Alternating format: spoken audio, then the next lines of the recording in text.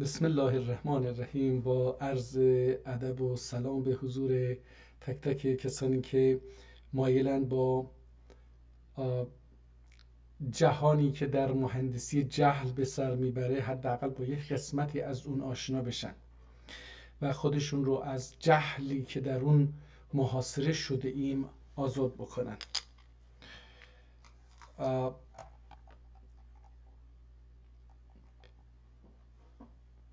جهل جهان ما رو چنان پیچونده، ما نمونه اینها رو در سیاست خیلی بیشتر میبینیم تا در زمینهای دیگر، برای اینکه سیاستمداران با توجه به منافعی که در نظر خودشون هست و اگر قدرت داشته باشن در داخل یا در منطقه یا در جهان، اون ایده خودشون رو مورد قبول قرار میدهند، یعنی دیگران رو مجبور میکنن که اون ایده رو قبول بکنن. ما این رو در ترامپ بسیار خوب داریم مشاهده میکنیم، خیلی علنی، چون که آدم سیاست نیست. در نتیجه سیاستمدارانه رفتار نمیکنه که با پنبه سر بره، شمشیر رو از رو بسته و دیگران هم مجبور به انتخاب ایشون هستند. این رو مثال زدم بدونید که وقتی یکی در قدرت هست، یه عقیده‌ای داره یا فکری داره یا یک ایده‌ای رو میخواد پیش ببره، یک کاری رو میخواد پیش ببره، دیگران مجبور به پذیرش هستن. حالا نگاه بکنید که وقتی یک قدرت قاهری از بیرون میاد سرزمین شما رو اشغال میکنه، سربازان شما، جنگنده ها، جوانان شما رو قتل عام میکنه و بعد شما از ترس اینکه اونهایی که زنده موندن، از ترس اینکه زنشون بچهشون به این مرگ گرفتار بشن، میاد هرچی اون بگه تسلیمه، هرچی اون بگه و بخواد همون میشه. و حتی اینها بیشتر از خود اون مهاجم براش کار میکنن، براش فداکاری میکنن تا خودشون رو، حیات خودشون رو تضمین بکنن. حالا اینهایی که در مصدر امور قرار میگیرن در زمانی که اشغال قرار گرفته، یا اونایی که میخوان تو این اشغال از منافع اشغالگران بهره ببرن و بیشتر از اونهایی که تن به اشغال دادن بهره مند بشن از منافع اشغالگران، اینها به قدرت نزدیک میشن، به تحقیر خودشون، به تضعیف خودشون، به از بین بردن خودشون کمک میکنن. چون اشغالگران هم قدرت مادی، قدرت سیاسی، قدرت نظامی، قدرت دادگستری، قدرت زندان و اعدام و همه چی رو دستشون هست، مالیات و اینها دستشون هست، به این فرقه ای که به قدرت نزدیک میشن، به اشغالگر نزدیک میشن، به اشغالگران کمک میکنن تا اشغالگریشون مورد قبول واقع بشه در جامعه خودشون، بیشتر کمک میکنن. صدای این افراد به عنوان صدای اکثریت شنیده میشه، به عنوان صدای اندیشمندان، روشنفکران جامعه شنیده میشه. حالا یه مثال بزنم براتون. وقتی آذربایجان توسط عوامل انگلیس به طور مستقیم و غیر مستقیم اشغال شد در چند مرحله، کسانی که میخواستن از این اشغال توسط فارسا و انگلیسی ها فایده ببرند به این حکومت نزدیک شدند و در تحقیر ترک ها، در توهین به ترک ها، در اضمحلال ذهنی ملی حاکمیتی فکر ترکی، از بین بردن فکر ترک، حاکمیت ترک پیشقدم شدند. در نتیجه اون استعمارگران، اون اشغالگران، اون مهاجمان که با زور نظامی بر ملت ترک در آذربایجان و دیگر نقاط در ایران حاکم شده بودند، چیکار کردن؟ رفتن و از این افرادی که خودفروشند، به ملت خودشون خیانت میکنن تا یک منافعی رو ببرن، حمایت کردن. شما مثلا کسروی رو میبینید، تقی‌زاده رو میبینید، شما همین الان آذری ها رو میبینید، در زمان شاه یه تعداد بیشتری رو دیدید. اینها کسایی بودن که کتابهاشون ارانی ها و نمیدونم همه اینهایی که میشناسید دیگه، چه در زمان شاه، چه در زمان رضا شاه، محمد رضا شاه، خمینی و خامنه‌ای. شما اینها رو میبینید که کاسلیسان اون سیستم هستند و براش کتاب می نویسن فلان، در حالی که صدها هزار نفر مخالف این حاکمیت بودند و هستند و برای مخالفت و برهم کوبیدن اون اشغال سلاح برداشتن، کتاب نوشتن، شعر نوشتن. هیچ کدوم صدای اونها شنیده نمیشه، چون که اون حاکم نظامی، اون اشغالگر نظامی کشور شما به صورت نظامی داره میشه، با آنکه ظاهرا به نظرتون میاد نظامی نیست. نه، تماما نظامی هست، برای اینکه اصول نظامی رو اعمال میکنن. چی میشه؟ اونها اومدن صدای یه تعداد، یعنی جمع بکنید تمام کسایی که پان ایرانیست هستن، نویسنده شدند و نمیدونم اداری شدن، اینها رو جمع بکنید 100 نفر نمیشه نویسنده ها اینا. ولی الان بوق کرنا رو ببینید هر کجا نگاه، چرا که این دشمنی که اشغالگر هست بلندگو رو صدای همین چند نفر میده، صدای اینها شنیده میشه، صدای مخالفان شنیده نمیشه. صدای اون زمانی که مرحوم شهریار اون شعر الا تهران یا انصاف میکن تو خریامن، اونجا اون فضا، اون چیزا، اون شعر شنیده نمیشه، اون فکر شنیده نمیشه و اون فکر سرکوب میشه. اجازه نمیدن کتابش چاپ بشه، اجازه نمیدن درآمدش بالا بره، اجازه نمیدن موقعیت اجتماعیش بالا بره. در نتیجه چیکار میشه؟ اونهایی که اون زمان بودن یواش سکوت میکنن. اما مثلا شما میبینی که ده ها بلکه هزاران شاعری که صداشون شنیده نشده، نویسندگان، روزنامه نگاران، مبارزان، کسانی که سلاح به دست گرفتن، هیچ کدوم دیده نمیشن. نگاه بکنید که شما شیخ محمد خیابانی و طرفدارانش رو ببینید، صدها هزار نفر طرفدار این بودن، اما به خاطر اینکه دوباره سرزمین اشغال میشه، دوباره بیرن محق سکوت، محق تسلیم. وقتی که پیشوری میاد، دوباره میلیون ها نفر میان خیابون ها. در یک مدت کوتاهی تمامی کتاب ها عوض میشه، روزنامه ها عوض میشه، مدارس میاد، معلم ها ترکی به درس میدن، دانشگاه تأسیس میشه، رادیو تأسیس میشه، روزنامه ها تأسیس میشن، شرکت ها، کارخونه ها همه به ترکی در میاد. چرا؟ برای که اون نمرده، یه در یک فضای مساعد دوباره شکوفا میشن.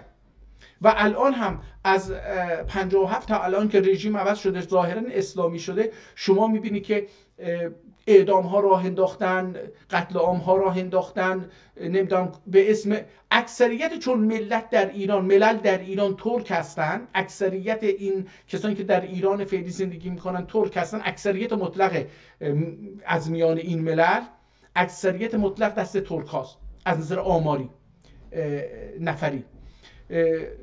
درجه از هر اعدامی که فداییان باشن، مجاهدین باشن، توده‌ای ها باشن، هر کسی، شریعت مدارچی ها باشن، هر کسی که اینجا اعدام شده به هر جرم و جرم سیاسی یا غیر سیاسی، اکثریتش ترک هستن، برای که اکثریت ملت ترکن. خب در میان سیاسی ها دست بالا رو هم ترک ها دارن. بیشترین افرادی که در این چیز از کار اخراج شدن، از کارهای سیاسی، اداری، اجتماعی، آموزشی، حقوقی، قضایی، وکالت و اینها اخراج شدند، بیکار موندن، ترک ها هستند. اینها برای اینه که این تضییق‌ها، این فشارها، این اعدام‌ها، این زندان‌ها، این بیکار شدن‌ها، این اجازه کسب ندادن به اینها، برای اینه که اینها تسلیم بشن، تسلیم پانفارسیسم بشن، قبول بکنن این ایدئولوژی رو. و اینجا ولی اینجا مقاومت داره. شما میبینی که هر روز که میگذره بر تعداد کسایی که هارای هارای من ترکم میکنن بیشتر میشه. کسایی که به خودشون میان، به هویتشون ایمان پیدا میکنن، در راهش فداکاری میکنن، زندان میرن، حتی بعضا کشته میشن توسط نیروهای شناخته شده و ناشناخته شده، اینها بیشتر و بیشتر میشه. چرا؟ برای اینکه به اون تسلیم در مقابل زور تن نمیدن. خب یکی از اینها اینه که در اثر این مهندسی جمعی و ایجاد ترس و ما اصلا خودمون رو در ایران، ترک ها که در ایران هستن خودشون ترکمن ها از مثلا خودشون رو از ترکمنستان و دیگر جهان ترک، ما آذربایجانی ها خودمون رو از جهان ترک، ترکیه و آذربایجان که هم مرز هستیم قطع کردیم، میگیم اون ور ترکیه عثمانی، ترکیه استانبول، ترکیه فلان، ترکیه من ترک نیستم مثلا. اینا میگن چرا؟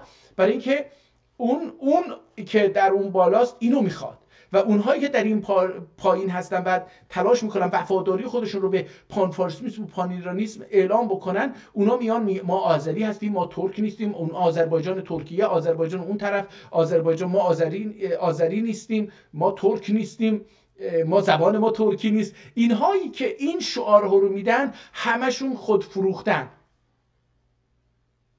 چه بدونن چه ندونن، در خدمت یک منافع دیگرانی هستن. حالا اگر یه پولی از اونجا به دستشون بیاد باز یه چیزی، ولی بعضی ها مفتی کار میکنن برای منافع اونها. حالا در اینجا ما یه چیزی رو هم از دست دادیم، این بود که فکر میکردیم ترک ها در تاریخ کتاب ننوشتن، ترک ها در تاریخ به زبان ترکی کتاب ننوشتن، ترک ها در تاریخ نشستن و فقط برای زبان فارسی خدمت کردن یا به دین اسلام و به زبان عربی خدمت کردن. چرا؟ چون که از اون طرز ما اصلا دنبال این بریم که کتاب ترکی وجود داره یا نه نرفتیم، از ترسمون. روشنفکران ما این کارو نکردن. در نتیجه ما نمیدونیم که جهان اسلام، پادشاهان ترک چه خدمت عظیمی به فرهنگ و تمدن ترک کردن و این رو من بارها عرض کردم خدمت دوستانی که منو میشناسن یا در برنامه‌های زنده تلویزیونی در گناس تیوی یا در همین برنامه‌هایی که زنده‌ای که خودم اجرا میکنم در اینستاگرام و جاهای دیگه، در یوتیوب و اینا، عرض کردم به دوستان که دوستان ببینید این که ما نمیدونیم نیست دلیل برای این است که وجود نداره، دلیل برای اینکه ما جاهلیم، بررسی نکردیم ببینیم کتاب ترکی وجود داره یا نه. الان که مثلا این جهل یه مقدار پرده رو باز کردیم میبینیم که یکی از دوستامون 12,000 جلد کتاب رو PDF کرده یا PDF رو جمع کرده و خب به زبان ترکی. یکی دیگه از دوستان 1000 جلد جمع کرده. یکی از حالا خدا بیامرز احتمالاً فوت کرده باشه، خدا اگر زنده باشه خدا عمر طولانی بهش بده، 17,000 جلد کتاب ترکی رو جمع کرده. خب حالا یکی از دوستان به نام آذرباش معتقده که این 1/100 کتاب‌های ترکی است، یعنی 1,700,000 جلد کتاب وجود داره که هنوز نتونستیم ما اینها رو از خونه‌ها یا کتابخانه‌ها شناسایی بکنیم، بیرون بیاریم و بتونیم به دست مردم برسونیم. حالا در اینجا این حاکمیتی که اجازه نمیده ما رو میخواد خفه بکنه از هر نظر، از جمله از نظر زبانی، تمدنی، فرهنگی، کتاب و اینها، مدنیت عبارت است از شهرنشینی. شهر به مفهوم امروز خیلی جدیده دوستان. من یکی دو روز پیش با پسرم داشتیم یه بحثی رو به زبان انگلیسی انجام میدادیم، چون حالا پسرم یه مقدار این مفاهیم سیاسی ایدئولوژیکش رو نمیتونه به ترکی بگه، مجبور هستیم که بعضا با به انگلیسی با هم صحبت بکنیم. بعد این یه کلمه‌ای به کار برد که من سالهاست تلاش میکردم بگم که آقا شهر وجود نداره، شهر محصول جدیده.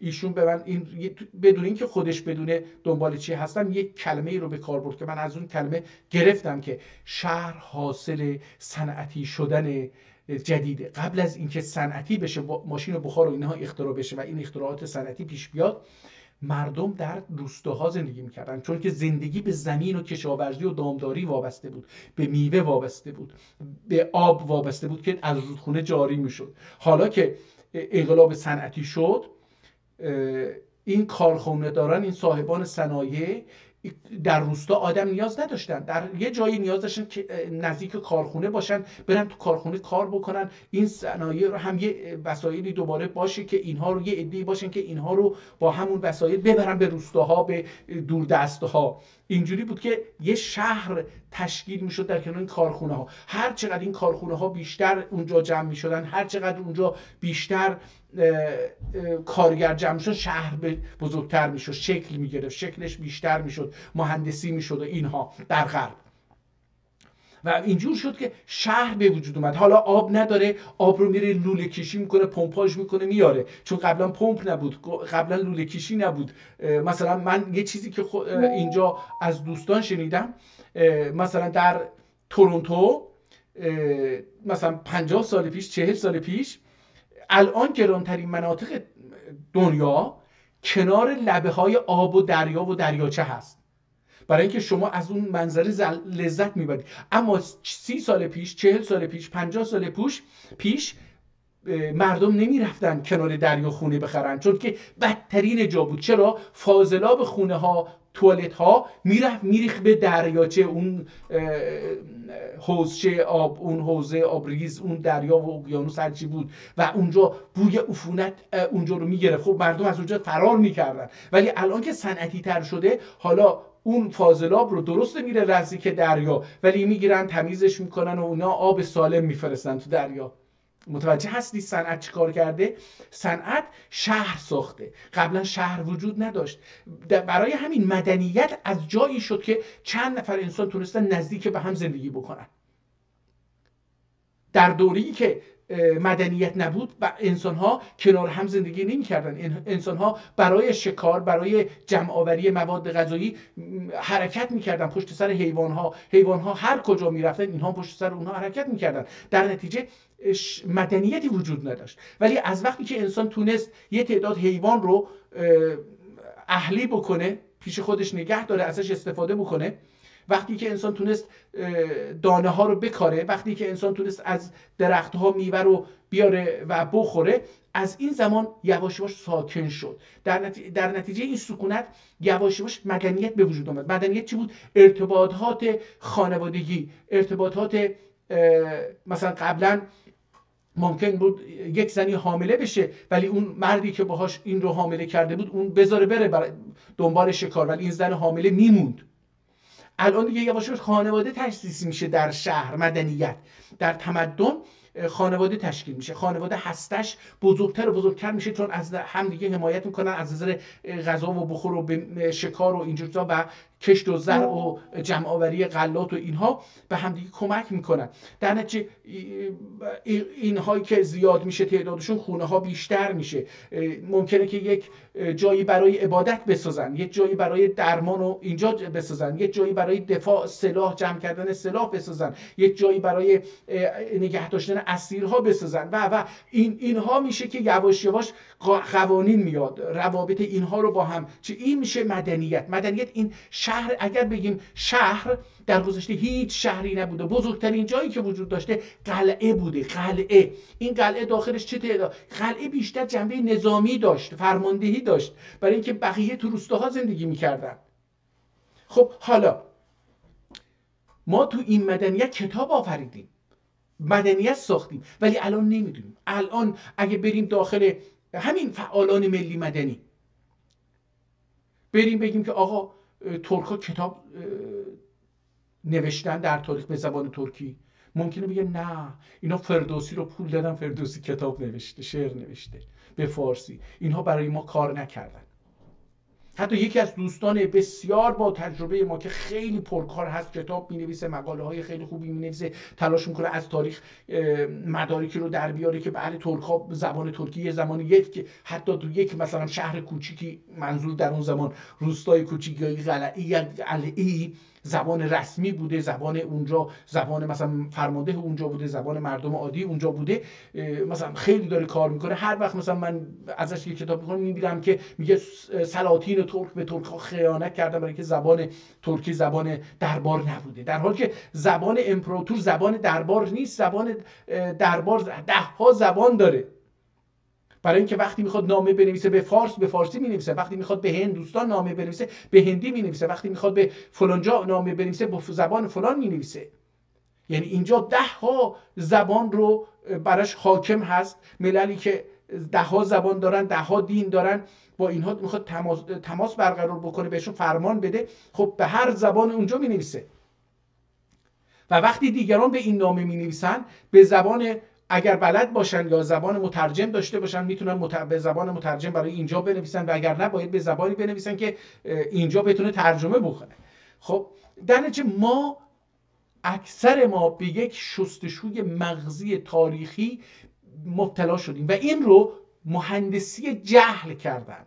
یعنی برای اینکه جهل رو همونطور که شهر رو مهندسی میکنن، همونطور که رفت و آمد رو مهندسی میکنن، همونطور که پروازهای هواپیما رو مهندسی میکنن، همونطور که خود ماشین و هواپیما و مثلا صندلی و میز رو مهندسی میکنن، همونطور ذهن شما و من رو هم مهندسی کردن که جاهل بمونیم. به خصوص مثلا ما به زبان فارسی یا به ریزکاری های فارسی، به فارس ها خیلی آگاهیم. اینم مهندسیه. تلاش میکنن یه چیزی به ما بدن که یه چیزی رو یه چیزی رو بتونن پنهان بکنن پشت سر اون. اگر یه چیزی رو خیلی زیاد به شما میدن، یه چیزی رو پنهان میکنن. حالا اگر کوروش رو به شما دادن، اگر حافظ و سعدی و فردوسی و اینها رو به شما دادن، مطمئن باشید که یه چیزی رو از جامعه خودتون از شما پنهان کردن. این مهندسی جهل دو صورت داره. یعنی یک سکه دو رویه هست. یک سکهش چیزی که پنهان میکنن از شما، مثل اینکه ترک‌ها در تاریخ صدها هزار جلد کتاب نوشتن و در زبان فارسی مثلا 50 جلد کتاب نوشتن، 100 جلد کتاب نوشتن. 100 نویسنده به زبان فارسی داشتن که ترک‌ها بودن اغلبشون، ولی در مقابل مثلا 10 هزار جلد ترکی نوشتن که هم ترک‌ها نوشتن هم غیر ترک‌ها به ترکی نوشتن. ولی این رو به شما نمیگن. از اون طرف شما رو، یعنی ذهن شما رو از این طرف مهندسی میکنه که بدونید ندونید که چیزی بوده. از اون طرف هم وقتی بر روی زبان فارسی و قداست و نمیدونم شعر و شاعری و زیبایی و شیرینی و قندی و عسلی زبان فارسی و نمیدونم کتاب‌های فارسی تمرکز میکنن، اونجا مهندسی میکنه که بدونید وقتی که در تله زبان فارسی و اون مهندسی به دانستن افتادید، این طرف قضیه رو دیگه نمیاد ذهنتون که اوکی مثلا اصلا از خودتون سوال نمیکنید که ما زبان ترکی هم کتاب داشتی یا نه، نویسنده داشتی یا نه، شاهان ترکی چرا مثلا اومده باشن به زبان فارسی و ارمنی و نمیدونم فلان عرب کتاب داده باشن نوشته باشن ولی به زبان ترکی ننوشته باشن.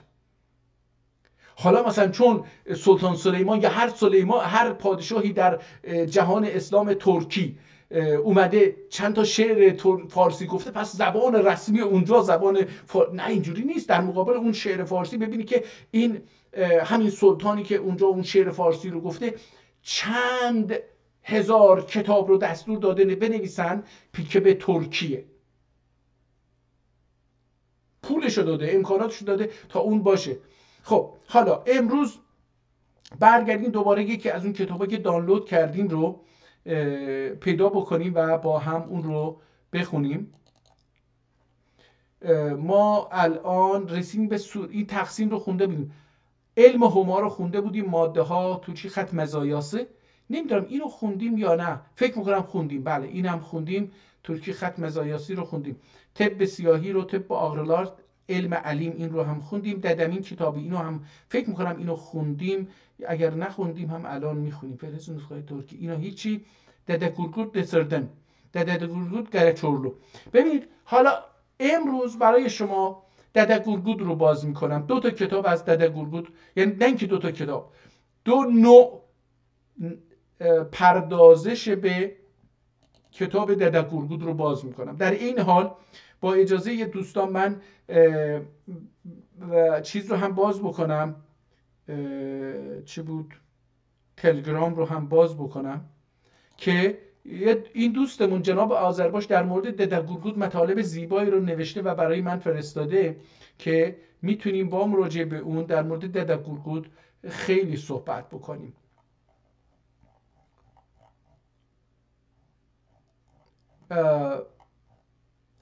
دوستان در مورد دده گورگود داستان افسانه خیلی زیاده و ما خیلی از این شخصیت تاریخی آگاهی نداریم.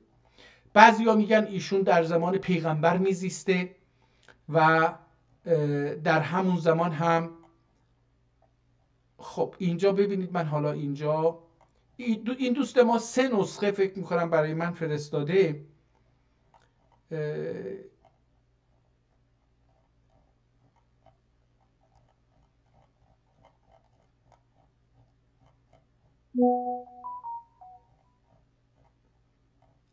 سه نسخه فکر کنم که از دده گورگود رو برای من فرستاده که در 3 جا یا نگهداری می شده یا اینکه خب لغات ترک کاشغری رو معرفی کردیم فکر میکنم، کاشغر محمود رو فکر میکنم معرفی کردیم. حالا دده گورگود از اینجا فکر میکنم که بهتره از همینجا شروع بکنیم. دده گورگود کتابه گوتادوغو بلیک، اینو گوتادوغو بلیک اینو بعدن فکر میکنم گوتا میشه گوت مقدس، دوغو زاینده، بیلیک ده یعنی دانش. من اگه ترجمه بکنم، من با اینکه ترکیم خیلی ضعیفه اینا رو حق ندارم ترجمه بکنم، به نظرم میاد که علم دانش زاینده مقدس به فارسی اگه ترجمه بکنم اینجوری ترجمه میکنم. حالا بریم دده گورگود. Dede Gurgur kitabından indiyecek 3 nüsxe tapılıb. 3 nüsxe پیدا شده، یعنی 3 نفر حالا افرادی نشستن اینو نسخه برداری کردن، امروزه میگیم کپی، دست نویس کردن. حالا چه تعداد در خونه هاست و در زیرزمین ها، در جاهایی که پنهانه اینها هست، اینا سر جای خودش نمیدونیم. 3 نسخه در کل فعلا شناخته شده، شناسایی شده. اینو خوندن متوجه شدن که این کتابیه که دده گورگود از دده گورگود نقل شده، یا ایشون نوشته یا از زبان ایشون نوشتن. خب چیه؟ یکی در دسردن آلمان نگهداری میشه، اصلا مشهور به اینه، نسخه دسردن. نسخه دوم نسخه‌ای که در واتیکان نگهداری میشه، این هم نسخه مشهور به نسخه واتیکان. و نسخه‌ای که در ترکمن صحرا پیدا شد به نام نسخه گنبز. گنبز میدونید در ترکی به گنبد گنبز میگن. حالا من نمیدونم گنبد یعنی چی، یعنی در فارسی این گنبدی که میگن یعنی چی. در ترکی گنبز شبیه گون، خورشید، اون حالت دایره مانندی که وجود داره، اون حالت مقدسی که به اون ساختمون میده در مثلا مسجد یا زیارتگاه، اون رو شبیه به اون kərdən. Bu üç əlyazma nüsxələr Telegram əlyazmalar kanalında qoyulub və bugünkü oxunuşa yazılmış çapiləri də çapi kanallarındadır. این 3 تا نسخه دست‌نوشته که عرض کردیم بالا معرفی کردیم، میگه ایشون در همین کانال گذاشته در بخش الیازمالار، در نسخه خطی دستی. ولی چاپی هم وجود داره الان در کشورهای مختلف با الفبای عربی یا الفبای لاتین چاپ شده. اونها رو هم اینجا در بخش چاپی کتاب‌های ترکی قرار داده این دوستمون. Dede Gurgud kitabı Desirden nüshəsində Kitab Dedem Gurgud علی لسان طایفه اوغوزان اینجوری نوشته که کتاب ددم گورگود به زبان علی لسان طایفه اوغوزان. اوغوزان یک طایفه، یک بخشی از ترک ها هستن. ترک ها خیلی حداقلش میگن 24 شاخه هستن، طایفه هستن که یکی از اونها اوغوزانه. اوغوزان ترکمن هایی که الان در ترکمن صحرا اون طرف ترکمنستان زندگی میکنن هستن، در عراق ترکمن ها هستن، در سوریه هستن، در ترکی که در ترکیه هست و ترکایی که در ایران هستن، قشقایی ها و خراسانی ها و ما، این هممون البته مثل این که خلج ها اوغوز نیستن.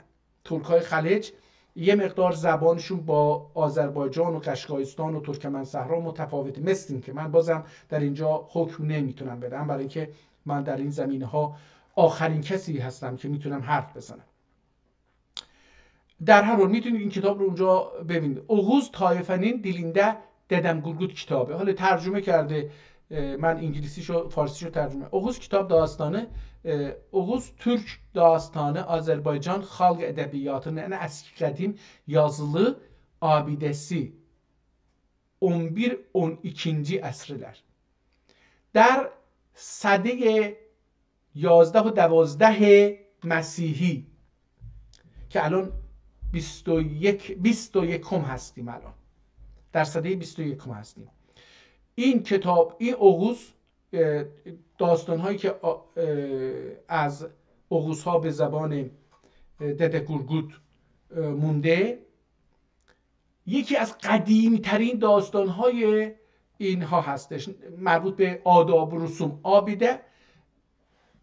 هم به اون مثلا بگیم که یادمان، الان تو ایران فکر کنم یادمان میگن، مثل یه چیزی مثل مجسمه مثلا اونجوری، یه چیزی که از اونجا مونده دیگه.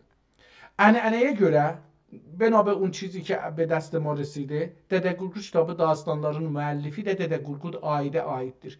داستان‌ها و یا بنا به اون نقل‌هایی که سینه به سینه به دست ما رسیده، کتاب دده گورگود به فردی به همین نام متعلقه که نویسندش هستش. 14. asr tarihçilerinden Aybek el-Duvadiri ve Fazlullah Reşiddin Dede Gurgud'un Muhammed zamanında, Muhammed sallallahu aleyhi ve sellem zamanında yaşadığını ve Türkler tarafından elçi sıfatıyla onun yanına gönderildiğini yazmışlar. دو تن از تاریخ نویسان ترک که یکی آیبک، آی بی، الان ما میگیم آی بی، بی یعنی بزرگ، آی بی اسمشه، آی بی الدوادری اسمشه، حالا این من درست خوندم غلط خوندمش نمیدونم. و فضلالله رشیدالدین که اینم یه تاریخ نویسه، فکر کنم دوره هارون رشید باشه، فکر میکنم.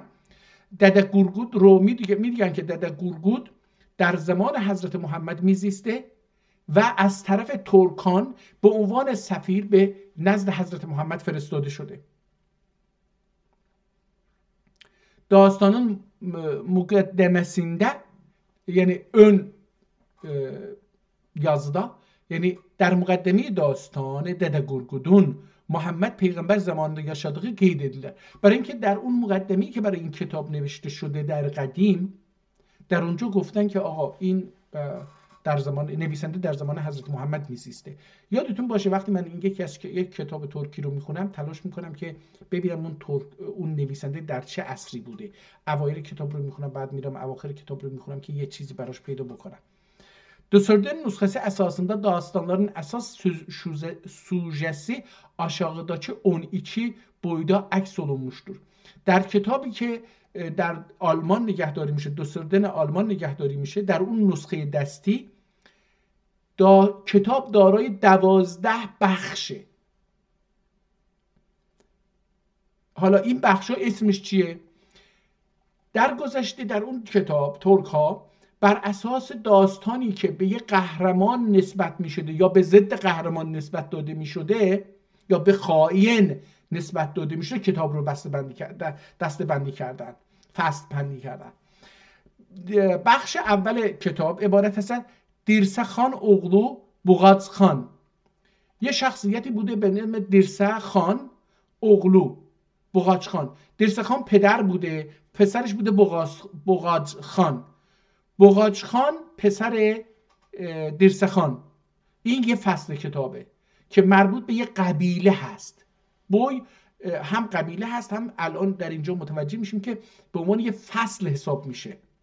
فصل کتاب اینجا هم فصل کتابه، هم به یک طایفه اشارت داره. Salur Gazan'ın evinin yağmalanması.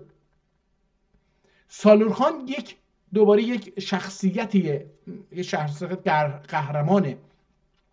حالا این بخش در این داستانی که در این فصل میاد مربوط به اینه که میان خانه این رو، اموال این رو غارت میکنن دشمنا. داستان مربوط به غارت اموال یک قهرمانه. سوم Baybura Bey oğlu Bamsı Beyrek boyu. سوم بامسو بیرک، داستان مربوط به بامسو بیرکی که فرزند کی هست؟ فرزند بایبورا. فصلی هم در این مورد، اینم قهرمانه. حتی در این سریال هایی که ترکیه در مورد عثمانی ها داره میسازه، در اونجا هم میبینیم که اسم بایبورا و بامس بورک اونجا هم باز دیده میشه که یکی از قهرمانان بسیار کوشا در راه تأسیس و نگه داشتن حاکمیت ترک هستش، دولت ترک. Qazanbəy oğlu uzun dostaq olması. Uruzun Qazanbəy oğlu Uruz اسمه. این هم یه فصله که اروز فرزند گازانبی به زندان میفته. این هم یک قهرمانیه که حوادث مربوط به این رو نقل میکنه در این کتاب، چجوری این دستگیر میشه، زندانی میشه و چه بلاهایی سرش میاد.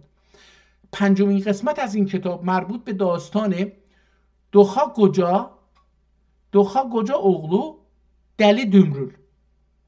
دلی دمرول اسم یک قهرمانه که من امروز حتی به یکی از دوستان داشتم توضیح میدادم دلی رو. دلی به معنی دیوانه در فارسی نیست.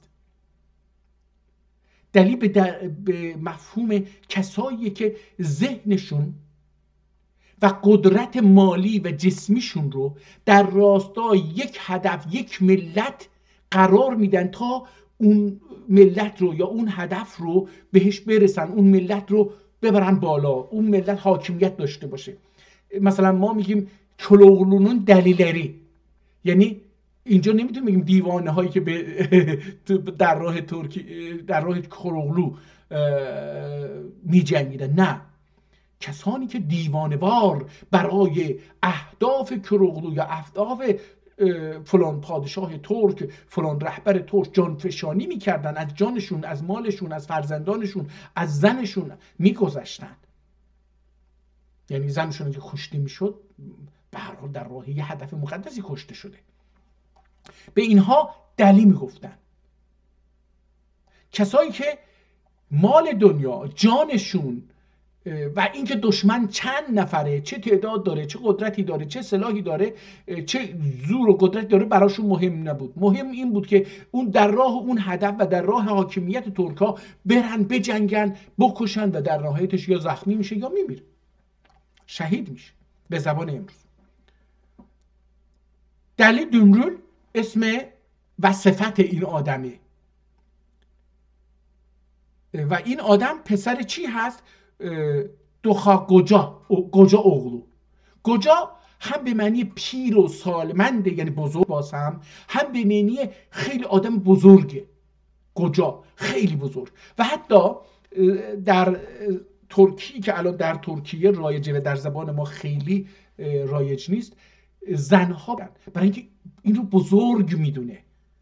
اگه بزرگ نمیدونش باهاش ازدواج نمیکرد. یک، اگه بزرگ نمیدونست ازش فرزنددار نمیشد.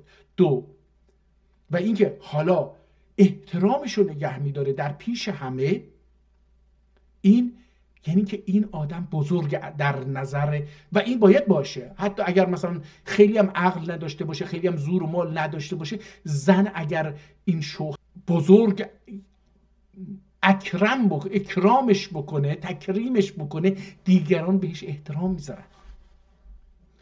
و احترام به شوهر، احترام گوجا در ترکی به شوهر هم گفته میشه. دوخا گوجا اوغلو، حالا فرزندش اسمش چیه؟ دلی دمرول. ششمین فصل چیه؟ قانlı گوجا اوغلو. قانlı گوجا اوغلو، قان turalı. قانlı یعنی خونین. قان یعنی خون. اما تنها این نیست. قان در زبان ترکی به معنی ادراک کن، درک کن، به فهمم هست، فهمیدن. قانماق یعنی فهمیدن، مثل خونه. همونطور که خون در جسم شما جریان داره، اون گرما رو ایجاد میکنه، شما رو به حرکت در میاره، زنده هستید با اون خون. قانماق هم از اونه، یعنی مادامی که این علم و دانش، جهل رو ازش بکنید، این مثل خون در جان شما قراره. ببینید از یک کلمه است، قانماق و قانماق، خون و فهمیدن و درک کردن و اندیشه ورزیدن از یک کلمه ساخته شده. نگاه کنید، برای اینکه شما وقتی انسان هستید که اگر شما درک نداشته باشید، اگر مثلا خدای نکرده یه اتفاق بیفته شما برید به عقلتون از دست بدید، دیگه تبدیل شد به گیاه، به یک نگیم حیوان، ولی حیوان هم یعنی حیوان دیگه، به یک زنده هستیم اما عقل نداریم، برای اینکه گانماخ دیگه نمیتونیم بکنیم، برای اینکه فهممون دیگه نیست، برای اینکه دیگه شعور و فهم نداریم، مثل مرده هستیم از نظر عقلی. اونجا دیگه گانماخ برای اون آدم حساب نمیشه. مثلا تو زبان ترکی ممکنه اگر معلمی یه درس میگه گاندن، یعنی فهمیدی، متوجه شدی قضیه رو، گانمادن بیرد دیم، اگه متوجه نشد یه بار دیگه بگم.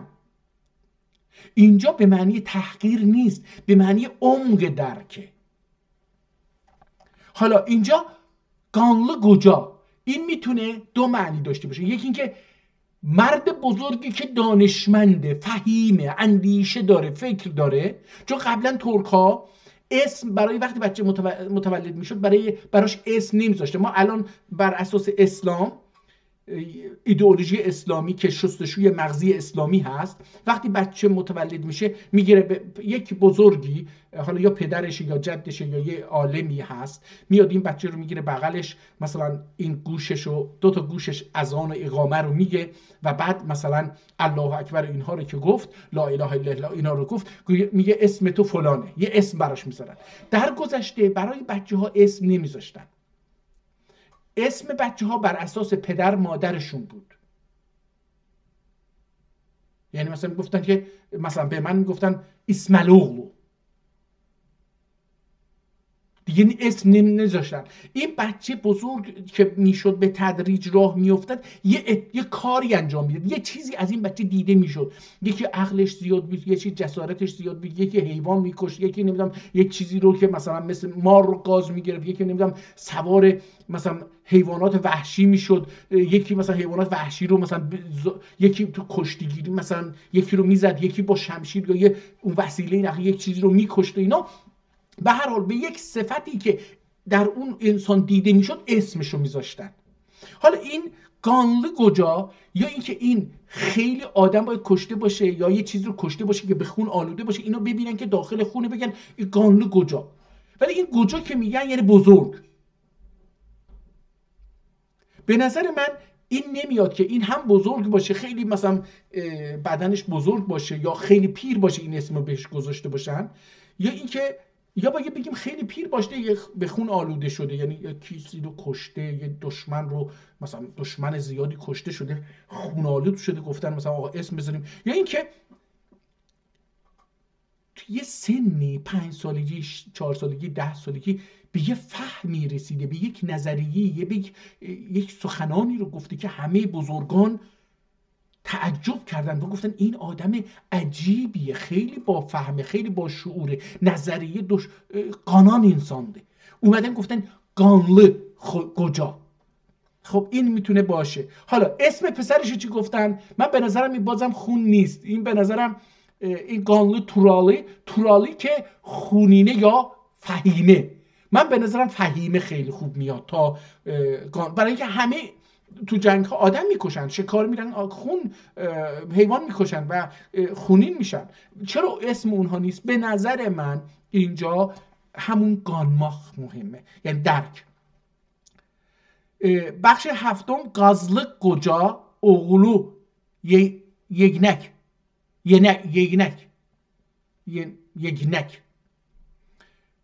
gazlı koca، این هم یه فصله از کتاب هستش، یه اسمیه که gazlık. من دقیقا نمیفهمم این gazlık یعنی چی. گاز در زبان ترکی به یک پرنده‌ای هستی که اسمش گازه، که فارسی اینو با غ می نویسن، غاز، مثل غول مثلا، غاز. در زبان ما گازه با گ. یا باید به اون معنی باشه که مثلا مثل گازه، حالا گردن دراز و زیبا و ایناست، یا اینکه گازمخ به معنی کندنه. گازما هم یه وسیله‌ایه که باهاش میکنن. این گازلق خودش میتونه آدمی بوده که چاهکن بوده، مثلا زمین رو میکنده، نمیدونم، میتونه اینجوری باشه. گازلق کجا؟ یه مرده که توی این زمینه، حالا اسمش این بوده اغلو یگینگ. حالا اسم داستان بر اساس پدره نیست، بر اساس این پسر است که یگینگ نام داره، یگینگ یا ینینگ. ممکنه که مثلا ینینگ باشه، این ج اینجا خونده نشه، نون خونده بشه، نمیدونم. هشتمین کتاب در مورد پاسات تپegöz، gözü öldürdüğü. حالا پاسات یه شخصیت داستانیه، یه آدمی هست تپگöz، تنها یه جز، فقط یه چشم داره اینجا، که اونو میکشه. جنگ بین یه حیوان یا یه موجود عجیب تک چشمی که چشمش تو پیشانیشه، تپه یعنی اینجا. تپه، ما به تپه هم که میدونید در ترکی هست، به فارسی رفته تپه، از ترکی فکر میکنم رفته باشه، برای اینکه تپه در فارسی فقط به یه تپه که کوه نیست تپه هست. تپه یعنی خیلی سخت نیست بالا برید، حالت دایره مانندی، حالت خیلی نرمی بالا میره، ولی کوه تیزه، بالا رفتن سخته، فرقش تو اونه. حالا در ترکی تپه فقط اون نیست، تپه هر چیزی که روی هم بذارید میشه تپه. تاپاخ یعنی روی اگه یه چیزی پا بذارید اون میشه تپه. تاپ چیز پاتون رو بذارید روش. تاپا دوباره مثلا یه چیزی رو اگه پیدا بکنید میشه تاپماخ، از تپه فکر میکنم هستش، فکر میکنم. یا مثلا دیگه چی تپه، آها، به کله هم تپه میگن. تپگöz یعنی چشش بالا تپه هست، اینجا هست. خب حالا این قهرمان کتابمون اسمش باساته. این باسات با تپگöz میجنگه و اونو شکست میده. این داستانه. حالا مثلا فرض بکنید تپگöz یک غولیه، مثلا فکر میکنم مثل غول باشه. بعدی نهمیز پیل اغلو ایمران. پیل اغلو ایمران. این امران رو به مثل عرب که بوده با عین می نویسن، مثلا سوره آل عمران و نمیدونم عمران و عمران و اینا نیست، نه از اون نیست. اون آبادی، به مفهوم آبادیه. این به مفهوم فکر میکنم، نمیدونم ترکی به معنی چیه، اگر احتمالاً از امر باشه، از یه چیز، نمیدونم معنیشو، نمیدونم اینو. حالا اینم داستان عمرانه که پسر پگیره. اینم یه فصله. فصل بعدی، فصل دهم، Üşün Goca oğlu Segrek. سگرگی که پسر اوشون گوجا هست.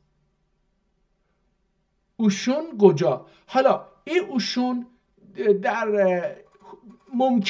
ممکنه من میگم چون زبان شناس نیستم، در زمینه زبان ترکی هم هیچ اطلاعات دقیقی ندارم، نمیتونم در این مورد حرف بزنم، ولی مثلا فکر میکنم که تو شو او ترکیبی از این کلمه باشه، نمیدونم معنیش چیه. Salur qazan dustaq olub oğlu özü, oğlu ürüz çıkarması. حالا یه قهرمان، دو قهرمان داریم، پدر و پسرن. پدره داستان رستم و سهراب هستش که سهراب پسر رستم در فارسی میره دعوا میکنه، مثلا رستم باش میره رستم رو پیدا بکنه، رستم اینو پیدا میکنه، میره دعوا میکنن. رستم در نهایت حیله میزنه، این نمیکشه سهراب پدرش رو، رستم رو نمیکشه، نمیدونه پدرشه و تلاش میکنه اسمش رو بفهمه، اونم اسمش رو نمیگه. حالا بعد که سهراب، رستم به یه حیله سهراب رو میزنه زمین و میکشه، تازه متوجه میشه که پسر خودش رو کشته. اونجاش که ولی اینجا این اتفاق نمیفته. پدره دستگیر میشه، زندانی میشه، پسر میره اونو نجات میده. داستان مربوط به اینه. ببینید همه اینها یک نوع قهرمانیه و در همه اینها شما میبینید که اسمهای ساده آدم نیست، اسمهای سمبل یک چیزیه. داستانها در گذشته سمبولیزه بودن، مثل الان داستان برای داستان، شعر برای شعر نبود. داستان برای یک معنا و مفهوم گفته میشد. حتی در عرفان اسلامی داستانها سمبولیزه هستند، ممکنه واقعیت نداشته باشند. در نتیجه حالا در فصل 11 یه فردی به نام سالور گازان، اسمش گازانه، سالور گازان.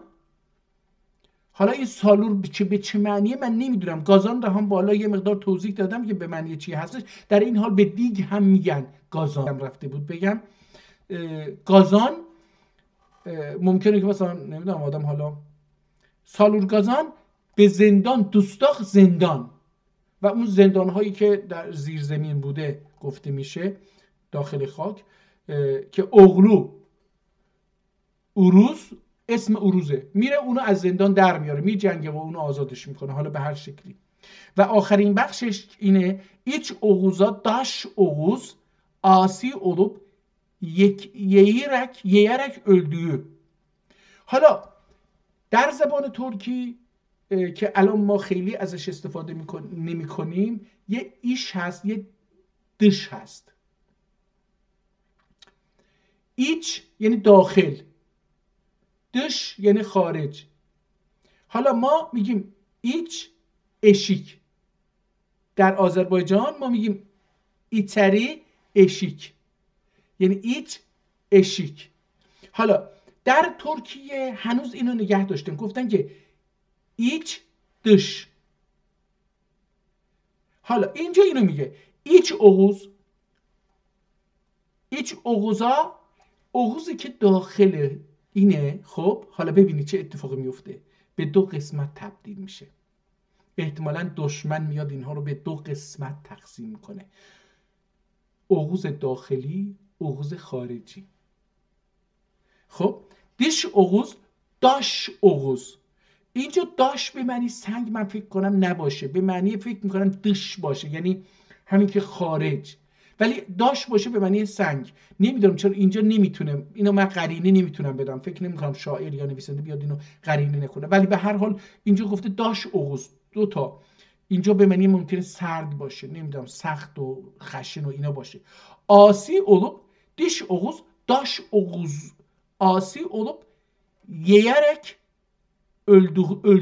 öldücü. یعنی اینجا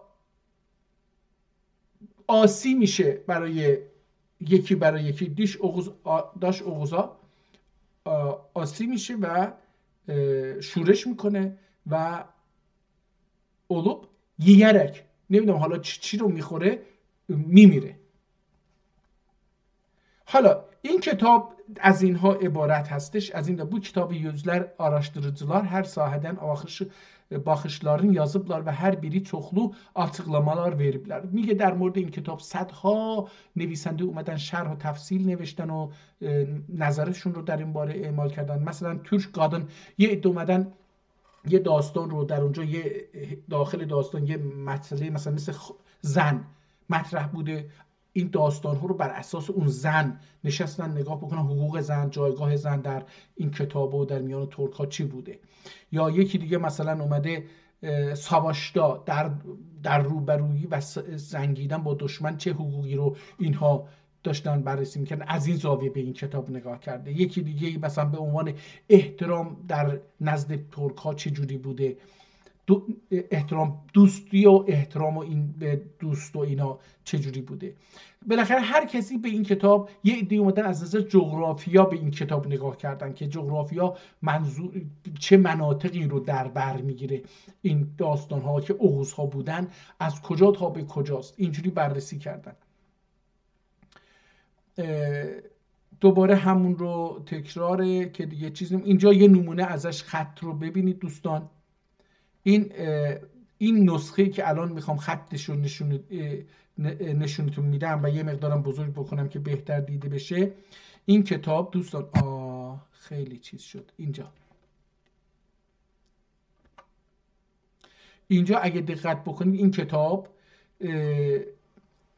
باز هم با صداهای کوتاه و بلند نوشته شده و سکون هم همچنین.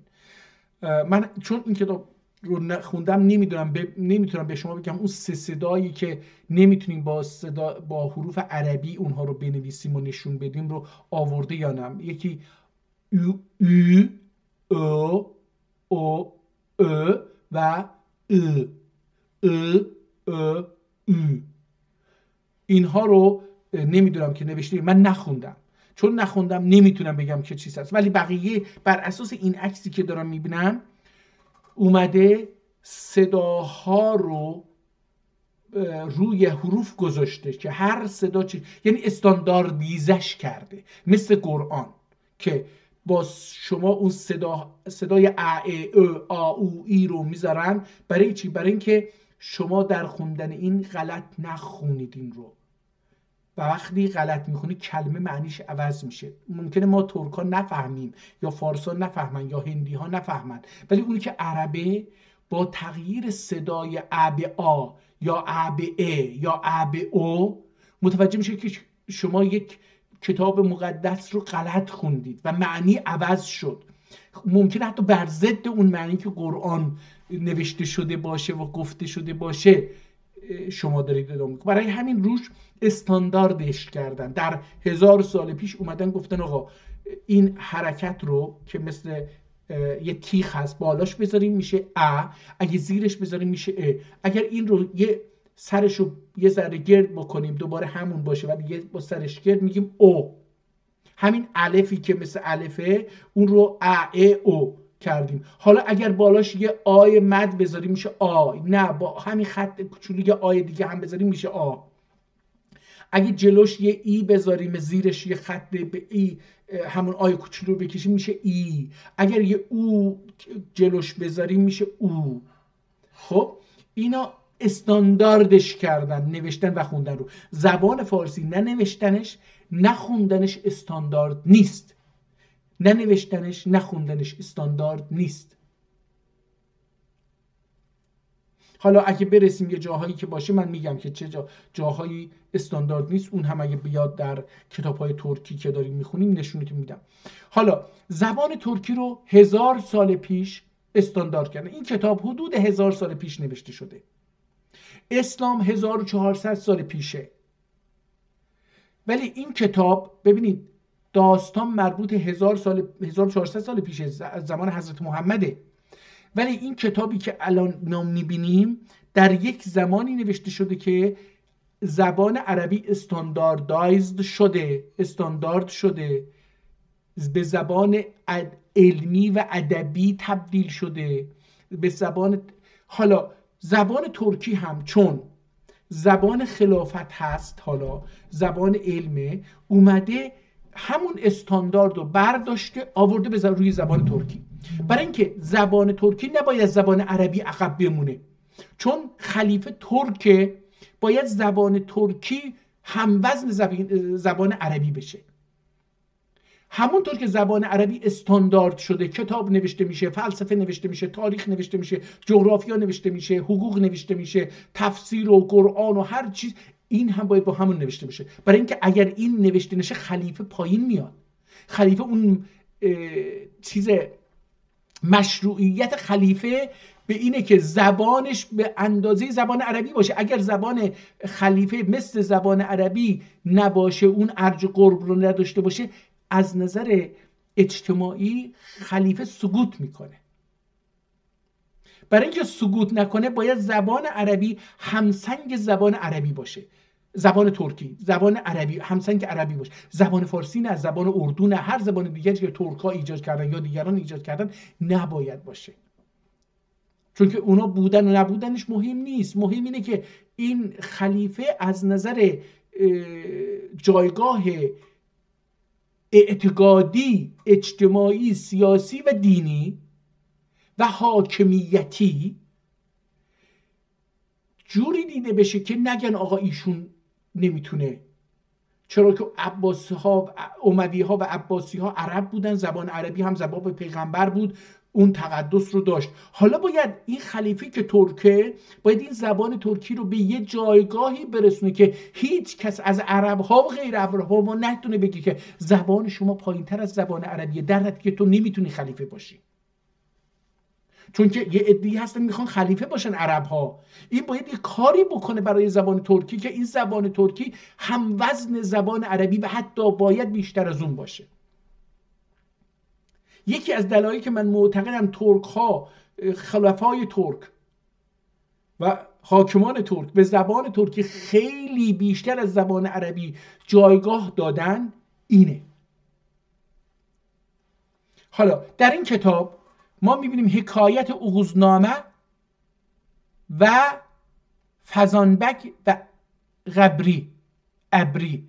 نمیدونم این چیه، احتمالاً داستان فزانبی و ابری یا غبری، دو شخصیت داستان رو اینجا داره حکایت میکنه. حالا اجازه بدید این رو بریم به جای اینکه از اینجا بخونیم بریم اون نسخه‌ای که من الان باز کردم که نسخه واتیکان رو بخونیم. این نسخه دوسردنه، ولی جناب پرویز زاره شاه مرسی که الان زنده هست، خدا سالها عمر بده، ایشون این کتاب رو از ترکی قدیمی 1000 سال پیش به ترکی جدید و با چاپی چاپ کرده.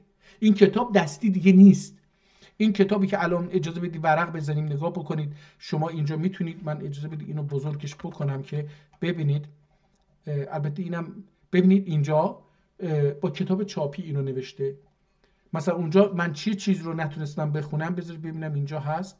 مثلا نگاه کنید اونجا سالور گازان توستاق اونجا نوشته بود. چی بود نوشته بود؟ اگر برگردم اونجا رو نشونتون بدم، اجازه بدید من اونجا رو، چرا این دیگه، آها، خب اینجا رو اگه برگردم اینجا نوشته بود که دوستاق، نگاه کنید دوستاق با دال و واو نوشته، در چیز جدید با توستاق نوشته، یعنی با توستاق. او رو هم حذف کرده، با ت دسته‌دار مثل توتی، در اونجا با د بود و واو، اینجا با واو رو حذف کرده با ت دسته‌دار نوشته توستاق اولوب اغلی اروز چگردقی بویو. حالا احتمال میدم جناب شاه مرسی، احتمال میدم ترکمن باشه. در مورد ایشون هیچ نخوندم، هیچ نوشته ازشون نخوندم متاسفانه. کاش اینو میخوندم و میدونستم که چی هست و براتون میگفتم. حالا مثلا اون گفته بود ایچ اوغوز دش اوغوز، این میگه ایچ اوغوز، ایچ نمیگه، اون ایچ گفته بود. این ایچ اوغوز، ایچ اوغوزه، تاش اوغوز. حالا اونجا ولی به چیز نوشته، به اون زمان، به اون ولی به چیز نوشته، به اون زمان، به اون چیز نوشته. من فقط یه پاراگراف از این رو میخونم، زیاد نمیخونم برای اینکه همین اولش بگم دیدم که چیزه. رسول علیه السلام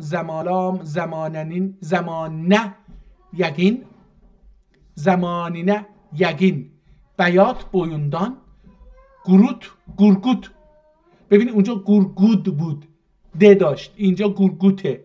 حالا این برای من چی کار میکنه؟ ببینید آشنایی من با این دو مفهوم این کمک رو میکنه که میتونم به گفته جناب آقای محمد رضا باغبان کریمی در تصحیح متون شما چند جلد رو کنار هم میذارید و نگاه میکنید که اینجا چه چیزی ممکنه فرق کرده باشه. این خیلی خوبه آدم بتونه دو کتاب رو مثلا در همین صفحه دو تا کتاب رو باز بکنی، هر جمله که اینجا نوشته اونجا هم ببینی و با هم مقایسه بکنی. این کار رو میتونم بکنم، اجازه بدید من این کار رو بکنم به جای اینکه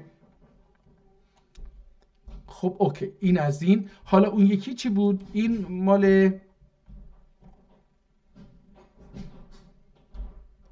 چی شد؟ کجا رفت؟ آها این شاه مرسی رو باز کردیم. این دده گرگود گرچورلو رو باز بکنیم. یکی دیگه واسه این چیز رو باید باز میکردیم.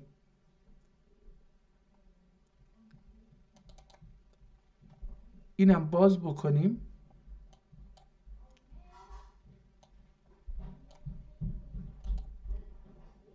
حالا این چرا نمیتونم اینو از هم جدا بکنم؟ خب 2 تا کتاب رو الان ما اینجا گرچورلو و اینی که الان اینجا میبینید این همین جناب شاه مرسی بازنویسی کرده، تصحیحش کرده، احتمالاً همونه. و این یکی که دارید میبینید با قرمز نوشته شده بلود گرچورلو، شاعر شهید و شهیر ما که روی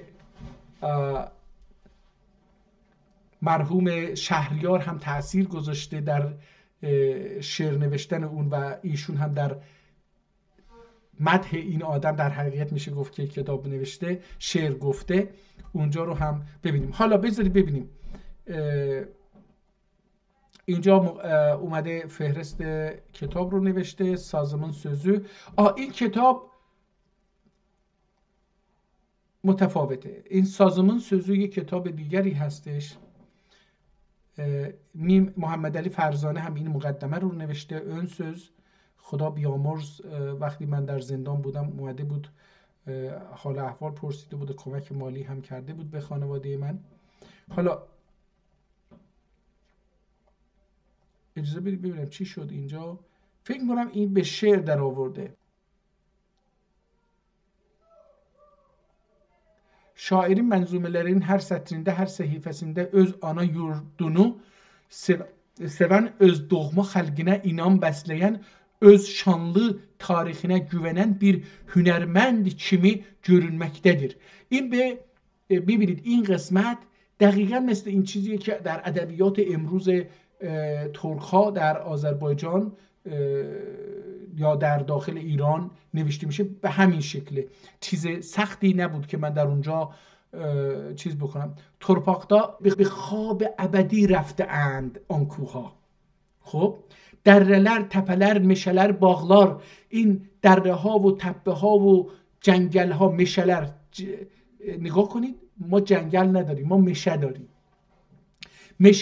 مشه‌ler، باغlar، dünyanın xeyrini, şələr, bağlar, dünyanın xeyrini, şerrini atmış. مثل اینکه این دره ها و تپه ها و اینا خیر و شر دنیا رو ول کردن، یعنی به خواب رفتن، آرام گرفتن، کاری با خیر و شر این دنیا ندارن. Qaranlıq gecenin mermuz siması، اون شب تاریک یه سیمای مرموزی داره. همه کدر دور، هم ürək sıxır.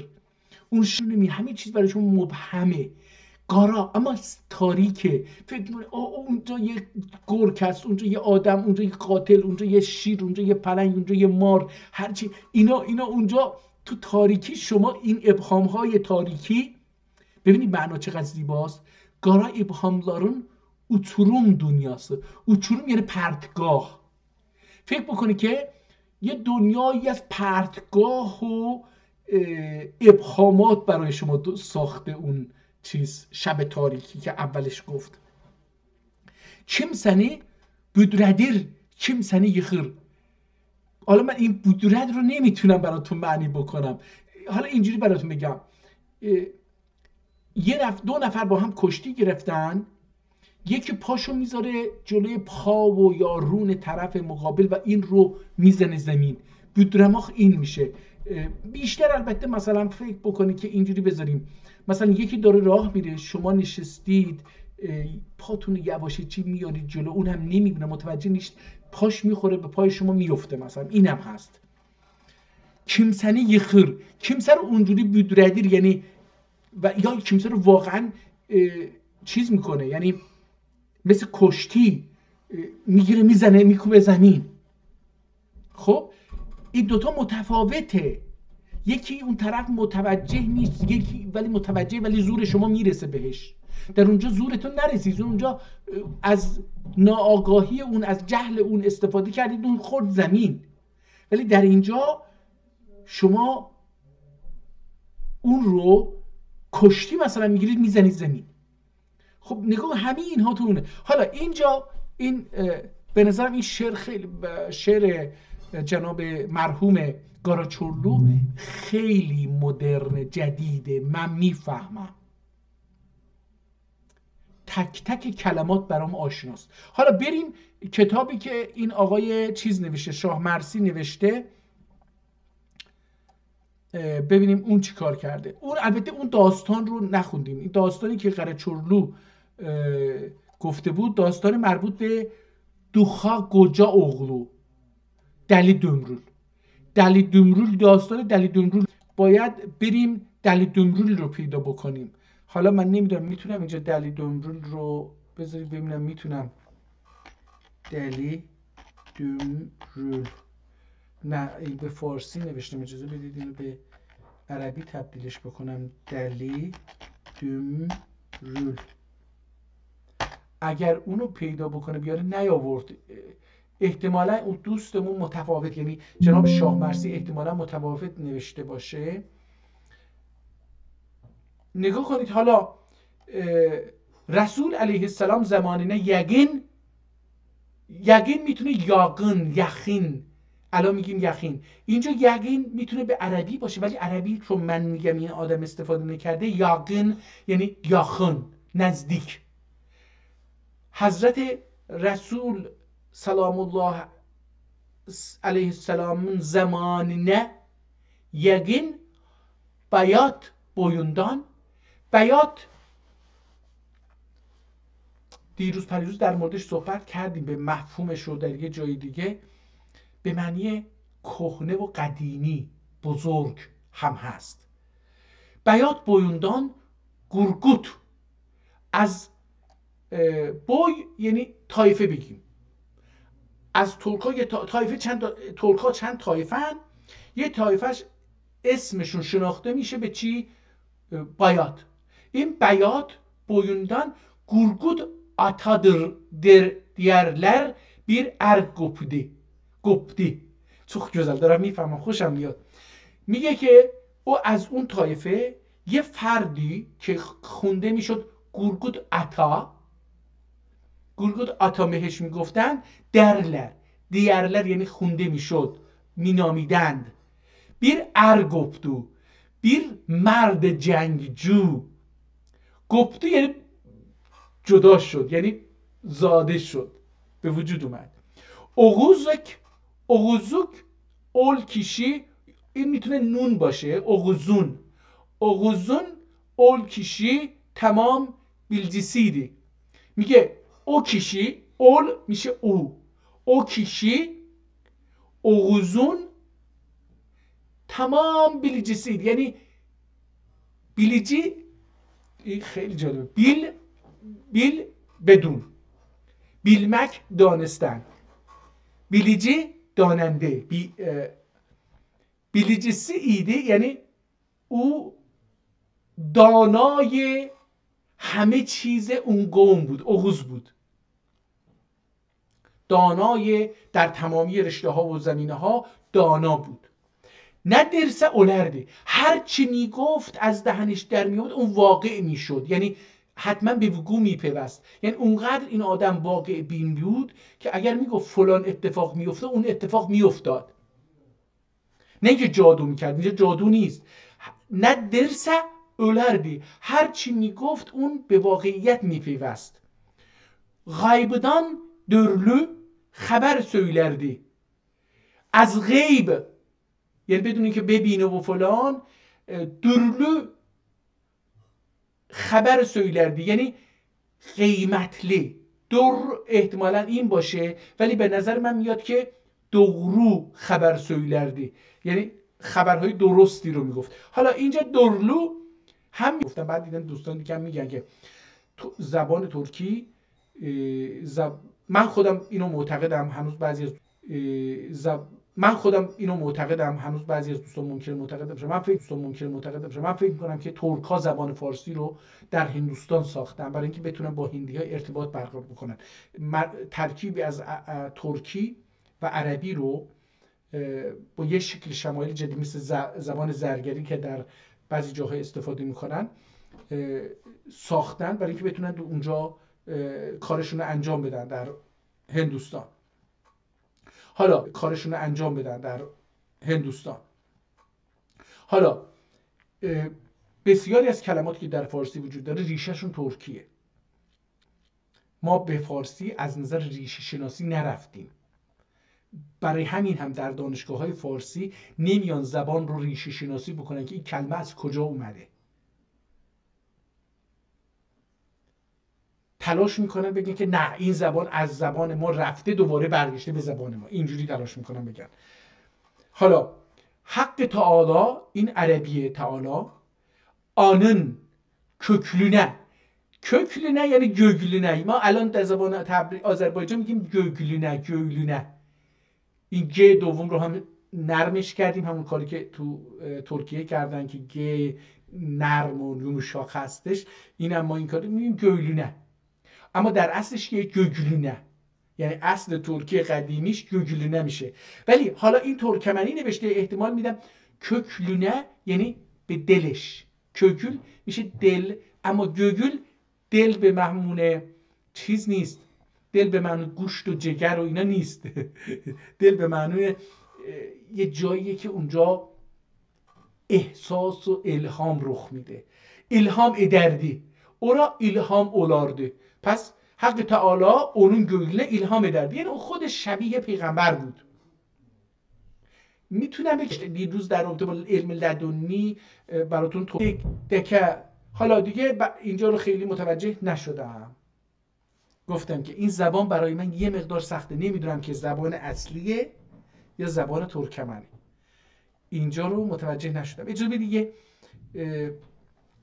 برم آخر کتاب ببینم آخر کتاب چه فرقی داره. آخر کتاب اومده از اصل کتاب یه صفحه رو گذاشته. بسم الله الرحمن الرحیم. بله حالا نگاه کنید، این کتابی که در آلمان نگهداری میشه، خطی که در آلمان بوده، این دوستمون جناب شاه مرسی دست نبرده توش که به زبان ترکمنی بنویسه. نه، ایشون اومده اون کتابی که نسخه نوشته بود اون یارو 1000 سال پیش نسخه برداری کرد از یک کتاب دیگه، اون کتاب رو بر حسب اون چیزی که اون فرمتی که نوشته بر اساس اون فرمت ایشون آورده. رسول علیه السلام zamanına yakın hemen Beyat boyundan Gurgut ata diğerler birer kopardı. Bir er koptu. Oğuz'un ol kişi tamam bilincisiydi şayet de ne derse olardı. Gaybiden haberler söylerdi. Gayipten derler haber söylerdi. میگوید حق تعالی آنın köküne ilham ederdi. Gurgut ata ama itti ahir zamanda xanlık kürü gayet diye kimsene ellerinden elmedi. Ahir zaman ölüp kıyamet kopunca bu dedi ki Osman nesli dere işte. حالا اینجا در مورد نسل عثمانه که دیگه ببینید من اینو خیلی راحت‌تر دارم میخونم، ظاهرا چشم به خط چیز عادت کرده، دارم اینو راحت‌تر میخونم دوستان. حالا اینجا چی بود؟ آنın yeri بهشت olsun. بهشت از کلمه فارسی رفته به اینجا، نمیدونم چرا این کسی که این کتاب رو نوشته، این نسخه رو نوشته، از کلمات فارسی استفاده کرده. بهشت olsun. Kadrini namerde muhtaç etmesin. Kadrini namerde muhtaç etmesin.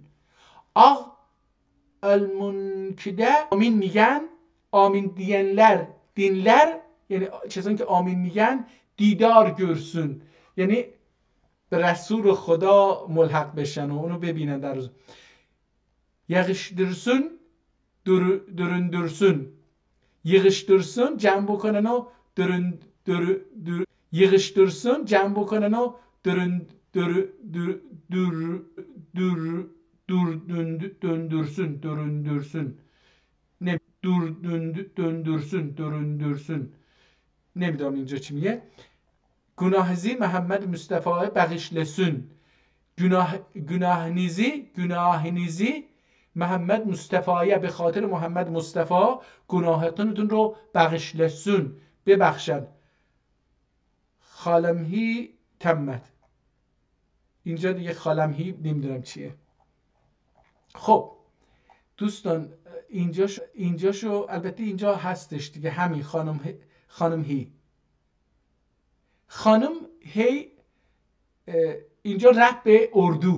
خانم هی اینجا رفت به اردو، خیلی به اردو نزدیک شد، ولی خانم احتمالا به معنی خانم هی، اینجا نمیدونم. مصطفیه بغشلسون خانم هی، فکر میکنم یه خانی، حالا اینجوری تصور میکنم، یه خانی کتاب رو دستور داده بنویسن براش به ترکی، نسخه برداری بکنن، کپی بکنن.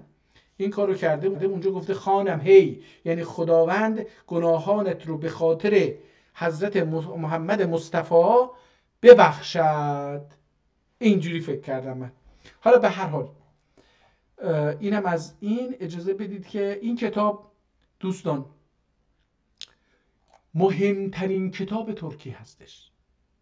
همزمان با این کتاب چیز هم نوشته شده، 2 کتاب دیگر هم نوشته شده همزمان با این. یکی در رو معرفی کردم فکر میکنم، یک فردا معرفیش بکنم. این کتاب از نظر یعنی در ترکیه آلمانی و فرانسه و انگلیسی هر چقدر بخواد داخلش ریختن، در ایران فارسی هر چقدر بخواید داخلش ریختن، در آذربایجان شمالی هر چقدر بخواید داخلش روس ریختن، در ترکمن صحرای خود ما باز فارسی ریختن، در ترکمن صحرای اونورم روسی ریختن. در ترک‌های عراق و سوریه قبلنا عربی ریخته بودن، الان احتمالاً کردی ریخته باشن، چون کردها اونجا با سلاح رفتن و دارن کردی رو ترویج میکنن و مراکز اقتصادی و شغلی و کاری و اداری رو دست کردها گرفتن. در نتیجه اگه یه ترکمنی قراره بره یه کاری رو انجام بده مجبوره که کردی رو بدونه. اگه کردها هم با سلاح سرش ایستاده باشن، آقا مجبور کردی رو یاد بگیره و کردی رو وارد چیز بکنه. اینجوری. حالا این کتاب میتونم بگم که قدیمی ترین منبع زبان ترکیه. یعنی اگه ما بخوام بگیم آقا این کلمه فارسی هستش یا ترکی، میریم میگیم که آقا ددک گورگود چی گفته؟ ددک گورگود مهمتر از فردوسیه. قبل از فردوسی یا همزمان با فردوسی نوشته شده. اگر فردوسی وجود داشته باشه، دقت بکنید دارم اینو میگم، اگر فردوسی وجود داشته باشه همزمان با اینه، تقریبا همزمان هستن. فرق این با اون اینه که این به شعر ننوشته، به نثر نوشته، اون به شعر نوشته. این قابل، لذا این کتاب ددک گورگود قابل درک تره، به زندگی نزدیک تره، چون که انسان ها با شعر زندگی نمی کنن که انسان ها نیست. من با شما به نثر صحبت میکنم. این کتاب بر اساس نثر، یعنی به زبان روزمره صحبت کرده. اون کتاب بر اساس گزیدگی کلمات. شعر دوستان واقعیت نیست. شعر گزیدن کلمات و چیدن کلمات در کنار همه، گزینشی کلمات، درسته، اما نثر خیلی مثل شعر گزیده نیست که وزن داشته باشه، آهنگ داشته باشه، جمله اله باشه، بله باشه. زندگی ذهنتون میسازه و زندگی میکنید اون رو. این کتاب رمانه، اولین رمان پیدا شده ترک ها که نوشته شده و کتاب اصلی نیست که خدا اون پدرمون نوشته باشه. آتا نوشته باشه، اوغوز آتا نوشته باشه، دده گورگود نوشته باشه. نه، اون نیست. این کتاب رو یه تعدادی سالها بعد بر اساس اون کتابی که یا خود اون نوشته یا گفته نوشتن، بر اساس اون تلاش کردن کپی برداری بکنن. برای این همین 3 کپی هست. این 3 کپی تفاوت‌های زیادی با هم دارن، برای اینکه 3 کپی در 3 زمان متفاوت، در 3 مکان متفاوت، با 3 لهجه استاندارد متفاوت نوشته شده. متوجه شدید؟ یعنی این چیزی که عکسی که دوستمون فرستاده بود من براتون نشون دادم، اجازه بدید ببینم کجا بود. اینجا ببینید، این یک کپی از اون کتاب اصله که اومده استانداردایز کرده زبان ترکی رو، او ای او رو گذاشته. مثلا این استانداردایزش کرده. این یک کتاب دیگه است. حالا اگه من یه اجازه بدید، این دوستمون شاید یه صفحه دیگه هم از این واتیکان بود. خب بذارید ببینیم این چیه. اینو ببندم. این هم گنبز نسخه سه. این هم نسخه ایه که یک کس دیگری نوشته از اون. حالا ممکنه یا اصل کتاب نوشته یا اینکه از همین کپی هایی که دست مردم میگشته مینوشتن، هی تکرار، هی کپی برداری میشده، از روی یکی از اینها این کپی رو نوشتن. یعنی این اصل کتاب نیست دوستان. ما هنوز اصل کتاب رو پیدا نکردیم. این کپی هایی است که نسل های بعد یا و در جاهای مختلف، یعنی اینجوری بگم، یک کتاب اصل بوده، من دستنویس نوشتم، این مونده، یه نفر گفته آقا من میخوام یک کپی ازش امانت بدید بنویسم. من یه امانت دادم، یه پولی گرفتم، گفتم آقا 1000 تومان 10 میلیون تومان بده ازش کپی بگیر. این آدم اومده 10 میلیون به من داده، یا اینکه نه به خیرات سالیات و باقات گفتم بیا امانت 1 ماه دست تو. 1 ماه اینو برده، یک کپی ازش برداشته، گفته که آقا اینو من مینویسم برای خودم یا برای قوم خودم، برای خان خودم، برای خاگان خودم. یک کپی نوشته برده اونجا.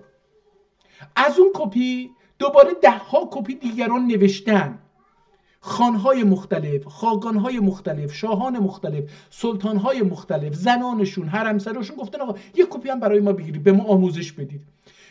این کپی رو که می نوشته طرف، بر اساس اینو میخونده، حالا نسخه دوم رو میخونده، بعد میگفته آقا اینو من مثلا تو وطن ما اینو نمیفهمن، مردم منطقه ما اینو مثلا اینجوری باید بنویسم، اینجوری مینوشت، دست میبرد توش مثلا، نه بر اساس اینکه تحریفش بکنه، برای اساس اینکه در اون جغرافیا و در اون تاریخ این فلان کلمه رو به شکل دیگه مینوشتن و میخوندن و میفهمیدن. اون به جای اون کلمه رو مینویسه که همین معنی رو بنویسه. حالا یکی دیگه از یه جای دیگه یک شکل دیگه. حالا این کتاب دست به دست شده، ممکنه که هزاران نسخه الان تو این کتاب از این کتاب موجوده، با 10 تاریخ متفاوت، زبان جغرافیای متفاوت که تأثیر گذاشته در نوشتن کتاب. حالا این کتاب رو در ترکمن صحرا پیدا کردن. ببینیم صفحه چندم نمیدونم. دده گورگود گنبز نسخه سه. حق تعالی kökünün Kur'an endürdü. Hakkı Teala köklünden ihtimalen başı, köklünden Kur'an endürdü arı dinli Muhammed'e. Hakkı Teala میتونیم kökünden یعنی میتونیم köklünden یعنی به دلش قرآن رو فرستاد. ببینید هر کدوم این کلمه ها رو از نظر تفسیر قرآن خیلی فرق میکنه.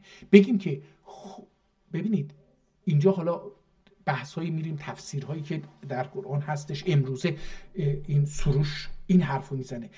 سروش میگه که آقا قرآن برای حضرت محمد به شکل صدا نیومد.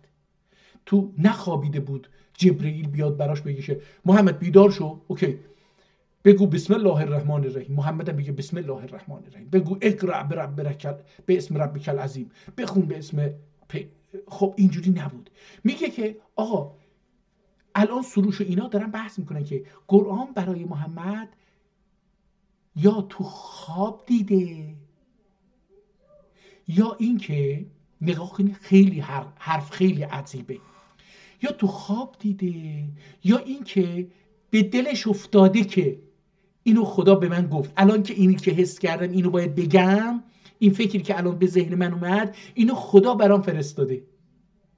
الان بحث آخرین بحث های 1404 فارس ها در زمینه دین که میگن خیلی پیشرفته است اینه. اما 1000 سال پیش دده گورگورد ما چی گفته؟ گفته حق تعالی خداوند الله ککلونن، یعنی به دلش قرآن رو اندردی قرآن رو تو دلش آورد. ببینید 1400 چی گفتش که براش صدا نشد، براش جبرئیل با صدای بلند نخوند قرآن رو، براش کتاب از آسمون نیومد، بلکه این تو دل محمد یه چیزی پیدا شد که خداوند این رو آورد تو دلش. نگاه کنید فکر 1400 سال قبل دینی یک ترک رو با فکر 1400 سال قبل یک فارس مقایسه بکنید، درکش فرق دو. اصلا من وقتی از اسلام ترک صحبت میکنم در مقابل اسلام فارس و حتی اسلام عرب، خیلی این حرفه. köklünün یعنی به دلش قرآن اندردی یعنی در قرآن میگه نازل شد. ببینید در خود قرآن میگه که نازل شد، انزل القرآن، یا مثلا میگه بسم الله الرحمن الرحیم قل انا انزلناه فی لیلة القدر. ما اون قرآن رو نمیگه قرآن انا انزلناه، نمیگه قرآن، نگاه کنید ما اون رو چی رو نمیدونیم چیه اون. انا انزلناه فی لیلة القدر، ما اون رو در شب قدر آوردیم پایین. کجا؟ چه شکلی بوده؟ چی بوده؟ نمیدونیم، خالیه. برای همین اینه میگه که حق تعالی kökünün قرآن اندردی، یعنی به onun köklüne، من اینجوری میخونم köklünün قرآن انده، onun به دلش قرآن رو انداخت، نازل کرد، آورد. اندردی، بخواد اندردی یعنی همین نازل کرد رو دقیقاً خوب معنی میکنه. در فارسی نمیدونم اینو میتونیم معنی بکنیم فرود آورد، مثلا تو فارسی اگه بخوایم بگیم فرود آورد. در این اندردی یعنی یه چیز رو از بالا به پایین بیارید میشه اندرماخ.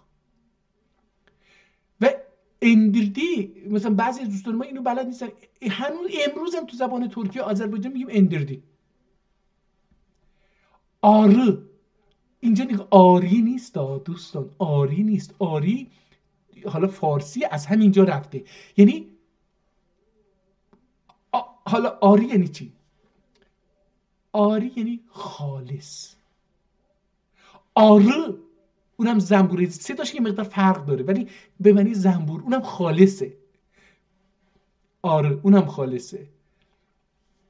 آرı dinli محمده، دین خالص اولان.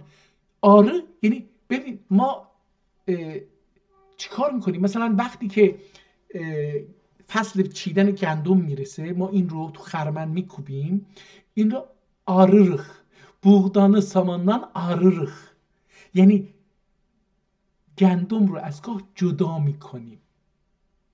متوجه شدید اینجا آره ببینید چقدر ظریفه این زبان ترکی، تو این زبان فارسی نیست. حالا این مولوی شناسا بیان زبان ترکی رو بشینن براتون بگن که زبان ترکی چه دریاییه. آره دینلی محمده اوگویا اینجا خیلی چیزه، نمیتونم اینو میتونم ببینم، میتونم بزرگش بکنم که اینو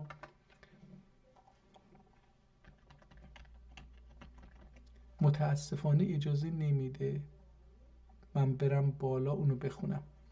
یعنی این نمیذاره. اوگیا محمد اوگیا گیجونن. برای محمد اوگماغ میدونیم. اوگماغ امروزه ما میگیم اوخماغ اوخدو. محمد اوخدو گی اونو نمیتونم ببینم که چی هست. گی جونگ گیهونج گیجونگ چیه اون گیجونگ نمیدونم. یعنی اونو نمیدونم اون کلمه چیه. ترکی من ضعیفه نمیدونم. جبرائیل geldi getirdi berragi cibum dostum ölen ol berragi minsün mirace kelmaqe cinçün. اینجا حالا ببینید اون کلمه که اون بالا گفتم گیچون چی هستش. حالا اینجا یواشوش متوجه میشم که چی داره باید بخونیم اونو. جبرائیل geldi. جبرائیل اومد. getirdi berragi براق. حالا اینجا میگن یه اسب او آورد یا قاطر آورد یه چیزی اینجوری نمیگه. ببینید براق اسم یه چیزیه. میگه گتورد براقی. او یه چیزی رو که اسمش براق هستش نمیدونیم چیه ماهیتشو اونو آورد. حبیبم اینو من میگم حبیبم دوستم olan o براقی minsün. حبیبم دوستم. حبیبم عشقم. عربیه اینجا. حبیب عشقه. عشقم. دوستم. دوست رفته به فارسی شده دوست. دوستم. دوست رفته به فارسی شده دوست. دوستم ölen o. دوستم olan o یعنی محمد. پس عشقم و دوستم olan محمد او براقی minsün. براقی او وسیله رو هرچی هست احتمالا یه ماشینه مثل موتورسیکلت. مثلا الان ما متوجه میشیم که مثلا یه چیزی مثل موتورسیکلت باشه مثلا بره تو فضا. تو این فیلم ها میبینیم یه چیزی رو. حالا هرچی هست minsün onu سوار بشه. معراجه kılmak için. معراجه kılmak için. معراجه گفتیم چی هست؟ kılmak انجام دادن. kılmak için یعنی برای انجام دادن. معراجه kalmak için. اینجا kalmak یعنی kalkmak. معراجه kalksın یعنی بلند بشه به طرف معراج. بلند بشه. نمیگه گاچسون اوچسون. میگه گاکسون یعنی این یه وسیله یه چیزی بوده که بلند میشد از زمین. kılmak için. این اون بالا حالا متوجه okumak için. اون بالا هم این براش okuyak için. okumak için. این okumak için. اون بالا حالا متوجه شدیم که این چون رو با okumak به هم چسبونده. اینجا هم kalkmak با okumak چیز کرده. چون با چون مرکب کرده. چون dosta yetişti 91.000 kelime ortalıktan geldi geçti. ببینید این چه چیزی داره میگه. میگه چون دوستا یتیشتی وقتی دو عاشق به هم دیگه برسن قیامت میشه. نگاه وقتی دو عاشق و معشوق هم این اونو دوست داره. اون معشوق اینه اینم معشوق اونه. این عاشق اونه اون عاشق اینه. هر دو عاشق هم هستن. یعنی هم یک نفر هم عاشق هم معشوقه. این عاشق اینه معشوقه اینه. در این عاشق اینه معشوقه اینه. این هم عاشق اینه هم معشوقه اینه. نگاه کنید چقدر زیبا میشه. چون دوستا یتیشتی. چون دوستا یتیشتی. iki نفر که همدیگر دوست دارن. دو نفری که همدیگر دوست دارن عاشق و معشوق هم هستن به همدیگه برسن 91.000 kelime ortalıkta ortalıktan geldi geçti. از میان این دو 91,000 کلمه رد و بدل شد. حالا این نگاه کنید، این کلمه اینجا نمیگه که به صدا در اومد، میگه که در میان اینها رد و بدل شد، یعنی حرف نزدن، از نظر ذهنی میان این دو رد و بدل شد. آخر سون دانشتی. نگاه کنید همین حرفی که من گفتم، من اینو نخونده بودم ولی خود من دریافتم از کلمات ترکی اینه، ولی الان این جمله همینو گفت که من الان بهتون توضیح دادم. آخر سون دانشتی، میگه نهایت، در نهایت سونوندا به صدا در اومد. دانشماخ یعنی حرف زدنی که صدا داره توش. ببینید حالا من ممکنه حرف بزنم، نگاه کنید، من حالا اینجا یه geldi gitti seni seviyorum dedim اینجا، خب گفتم اینو، ولی اینجا بی صدا بود. ولی وقتی دانشجوام، الان من دارم دانشمخ میکنم، یعنی دارم صحبت میکنم با صدا. آخر سون دانشته، نهایت حرف زد، صدا در آورد. آردین او دوست محمد ümmetin sizin rahmetiyle şefkati için. آخر دانشجو چی گفت؟ گفته آره دین خالص، آره دین خالص، او دوست محمد، او Muhammed'in dostu ümmet sözün rahmetiyle şefkat için. O ümmetin sizin rahmet için ve şefkat için. Uçmakları düzendi. Uçmak, pervaz. Uçmakları düzendi. Huriler bezendi. این düzendi میتونه باشه به صف شدن. uçmakları düzendi یعنی حرکت کردن، پرواز کردن در حالی که düzen بود، یعنی با نظم بود. düzen düzmaktandı، یعنی به ردیف شدن، نظم داشتن. uçmakları düzendi، hurileri bezendi. هوری ها بازم نمیدیم هوری چیه، نمیگه هوری چیه، ببینید مشخصاتش نمیگه. ما یه ذهنیتی داریم که هوری زنه، ولی این نمیگه. این میگه که هوریleri بزندی، هوری ها آرایش کردن. بزنماخ آرایش کردن میشه بزنمک، بزندی. نگاه کنید اینجا اگر هوری، اون که به ما ملاها گفتن که زنان زیبای 14 سالی خوشگل نمیدونم بالدار هستن، اون وقتی که این چرا بزنماخ میکنه، چرا آرایش میکنه؟ این نیست. hurileri bezendi. Arı dinli dost Muhammed gelir. Niye? Çünkü dini halis olan dost Muhammed eşk gelir. Muhammed رو اینجا دوست، ببینید اینجا دوست معنیش عشقه. تو اینجا در زبان ترکی که در اینجا میگه دوست به معنی عشقه. نگاه کنید چقدر زیبا میگه آره دینلی دوست محمد گلور.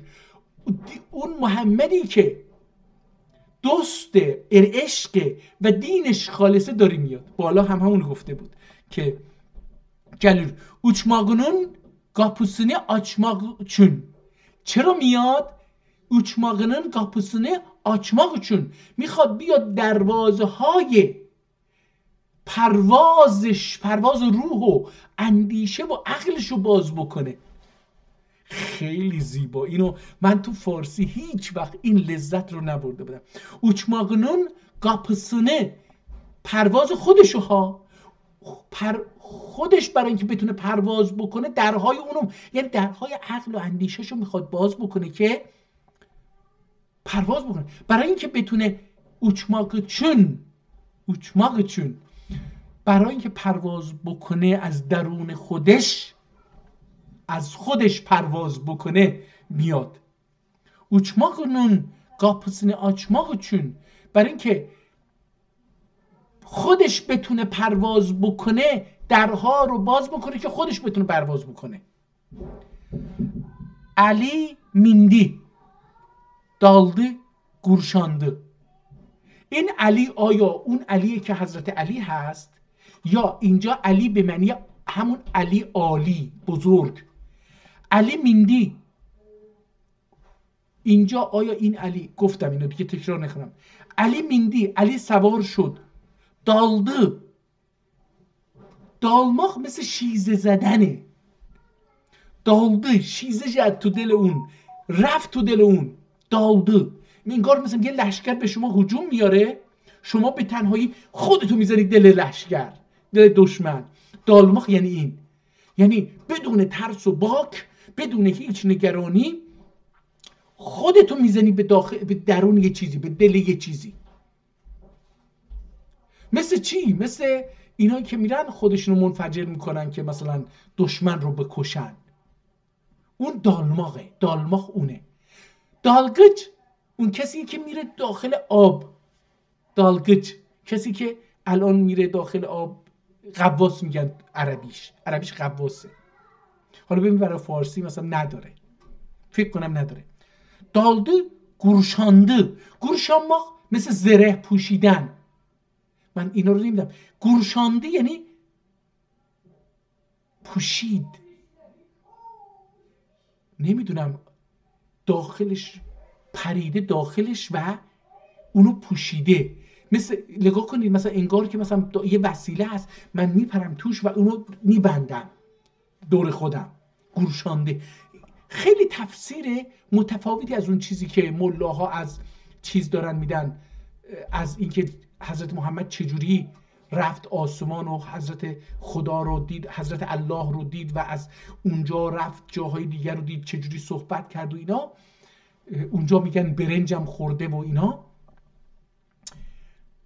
علی میندی، daldı، گورشانده. هر کدوم اینها، ببین برای هر کدوم اینها تو فارسی یک کلمه وجود نداره. برای همینه که میگیم در زبان فارسی چند صد هزار کلمه فعل تک کلمه‌ای وجود داره. در فارسی زیر 1000 تا کلمه، الان زیر 70 80 تا داره تک کلمه‌ای وجود داره، مثل داد، گرفت، اینا خیلی کمه. ولی تو زبان فارسی نگاه کن، هر کدوم اینا یه جمله است. میندی، daldı، گورشانdı، زلفگاری. اینجا میگه، حالا اینجا متوجه میشیم که علی منظورش علیه، حضرت علی.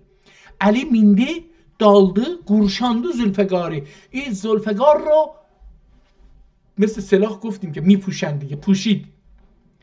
کفاره قلچ çaldı.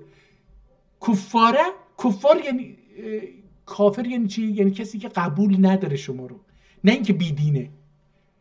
کسی که شما رو قبول نداره کافره، یعنی شما رو قبول نداره. کفاره اونایی که اینا رو قبول نداشت. قلنج هم نیست، قلج çaldı یعنی شمشیر زد. قلج البته یک نوع سلاحه، شمشیر یک نوع سلاحه، اینا با هم متفاوتن. من فرقشون خیلی نمیدونم، فکر میکنم قلج کوتاه‌تر از شمشیره، فکر میکنم، و کم وزن‌تر از شمشیره، فکر میکنم. قلج çaldı، çalmak دیروز در اون زمینی، در اون چالش همچی گفتیم، چالش و چالماخ، اینجا چال رو به کار برده. çaldı یعنی ضربه زد. قلج çaldı هم دینی چون، هم برای دینش. این دو معنی میشه کرد. میشه گفت که هم به خاطر دینش شمشیر زد، یا اینکه هم برای دینش زد. اینجوری میشه دو تا معنی از این هم اینجا گرفت. سلیمان نبی ایدی مرتبسی. مرتبه در الان تو فارسی هم میگن که مرتبه 5، مرتبه 10، همین از ترکی رفته، رتبه هست. مرتبه رتبه فکر کنم که ترکی باشه، فکر میکنم، مطمئن نیستم. Süleyman Nebi idi mertebesi, hem çok iyiydi kök üzerinden. Hem میگه هم مرتبه سلیمان بود، یعنی سلیمان پیغمبر جایگاهش هرچی بود جایگاه اون هم. حالا نمیدونم اینجا علی رو منظورشه یا حضرت دیگری رو منظورشه، بخونیم ببینیم. سلیمان نبی ایدی مرتبه اون مرتبه سلیمان نبی بود. هم çok ایدی، هم زیادتر از اون بود. gök üzerinde در آسمان، هم مرتبه سلیمان بود هم بالاتر از مرتبه سلیمان، یعنی سلیمان هم با اون بود هم یه ذره بالاتر بود. مثلا uçar گوشی فرمان ایدی. uçar گوشی او پرنده‌ای که پرواز میکرد. گوش اینجا به معنی هم حیوانی که پرنده میتونیم بگیم، هم به معنی وسیله‌ای که پرواز میکرد. گوش ما به حیوان میگیم که پرواز بکنه، حیوانی که پرواز بکنه گوش میگیم. اوچار گوشی، اما اینجا اوچار گوشی ترکیبه. اون گوشی که او گوشی که اوچوردی میبرید. این نشون میده من از این ترکیب اوچار گوشو این مفهوم رو میگیرم که دوباره یه وسیله هست که پرواز میکنه. اونجا هم گفتش که حضرت محمد میندی قاخده، از اونجا میتونم بگم همونه. اوچار گوشی او فرمان او، حالا این اسب دیگه نیست دیگه، این گوشه، یه پرنده است، یه چیزی که میپره. فرمان ایدی، اوچار گوشی فرمان ایدی، اونا فرمان داد، امر کرد. حق تعالی سلیمانه سایبان چون،